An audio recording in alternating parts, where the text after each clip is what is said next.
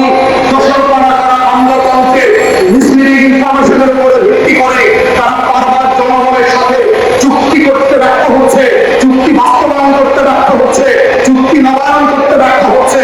এবং এই ব্যর্থতার দায় কোনোভাবে মহিলা এবং নারী বিষয়ক উপদেষ্টা যিনি আছেন তিনি এড়াতে পারেন না।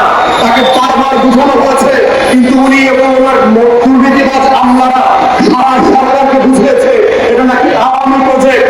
এই 2000 নারী কর্মী নাকি আওয়ামী লীগের নেতা কর্মী এবং কর্মকর্তা কর্মচারী। তখন আমরা বারবার বলেছি তাহলে আপনারা কেন গোয়েন্দা সংস্থা দিয়ে তথ্য বাছাই করছেন না, যাচাই বাছাই করছেন না? যাচাই বাছাই করে যারা বলেছে 70-80 জন নাকি 2000-এর মধ্যে পাওয়া গেছে যারা ছাত্রলীগ আওয়ামী লীগ করতে আওয়ামী পরিবারের, 5-7 জন পাওয়া গেছে গোপালগঞ্জে এবং 187 জন পাওয়া গেছে নাকি হিন্দু। বাংলাদেশে 187 জন হিন্দুগুলো প্রকল্পে কাজ করে, এই জন্য প্রকল্পটা আওয়ামী লীগ হবে। এইটা তো রাষ্ট্রের নাগরিকত্বের সনদ হতে পারে না, এটা তো সংবিধান হতে পারে না। 7 জন মানুষ গোপালগঞ্জে ধরে এই প্রকল্প আওয়ামী লীগের হয়ে গেছে 2000 নারী কর্মীর মধ্যে, এইটা কোনো চুক্তির আলোচনা হতে পারে না। আওয়ামী আমলে 17-18 সালে একটা প্রকল্প দেওয়া হয়েছে, এই জন্য এই প্রকল্পটা আওয়ামী লীগ ছাত্রলীগের হয়ে গেছে, এইটা কোনো চুক্তির আলোচনা হতে পারে না। আমরা বারবার বলেছি তাহলে আওয়ামী লীগের রাতের নির্বাচন করে দিয়েছে যে সকল আমলারা, পিসিএসপি সচিবরা, তারা কিভাবে কাজে থাকে এখনো? ওদেরকে কেন চাকরিচ্যুত করা হয় নাই? যদি একই চুক্তিতে করা হয় আওয়ামী আমলের প্রত্যেকটা বিসিএস কর্মকর্তাকে এখনো কেন ডিসমিস করা হয় নাই?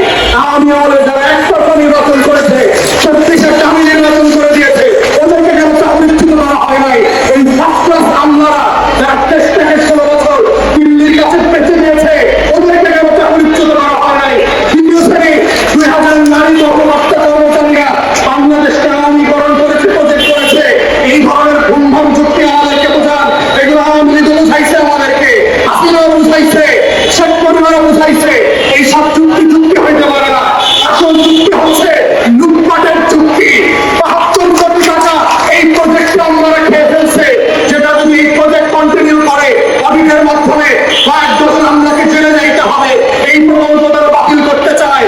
ইতিমধ্যে 2.5 থেকে 9.5 কোটি টাকার দুর্নীতির অভিযোগ তদন্ত করছে টিপিডি, এখানকার টিপিডি গোপালগঞ্জের। তাহলে 7 জন তথ্য কর্মচারী গোপালগঞ্জের হওয়ার কারণে প্রকল্প বাতিল করতে হয়। যেই টিপিডি গোপালগঞ্জের হয়ে এক প্রকল্পে 6 বছর ধরে চাকরি করতেছে, তাহলে তার চাকরি পাচ্ছে না কেন? সেই মহিলারা টিপিডিরা আওয়ামী লীগের তারাই বলা করে কোটি কোটি টাকা লুটপাট করেছে এই প্রকল্পে, তাদেরকে কেন ক্ষমতাচ্যুত করা হচ্ছে না, চাকরিচ্যুত করা হচ্ছে না? তাই আমরা দেখতে পাচ্ছি এইটা নতুন করে লুটপাটের যে আমলাতন্ত্রের বিরুদ্ধে আমরা বছরের পর বছর কথা বলেছি। 80 কোটি টাকার একটা প্রকল্প সরকার নাকি ব্যয়ভার বহন করতে পারছে না, কিন্তু এই প্রকল্প বাদ দিয়ে 950 কোটি টাকা